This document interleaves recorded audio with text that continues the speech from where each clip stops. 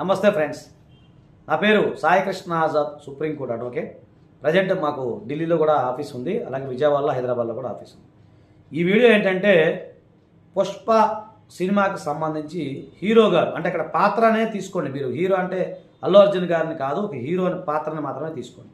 ఆ పాత్రలో ఏముంది, ఆ పుష్ప హీరో గారికి తండ్రి పేరు అలాగే సర్నేము మిస్టేక్ అవుతుంది, అసలు సర్నేమ్ ఉండదు.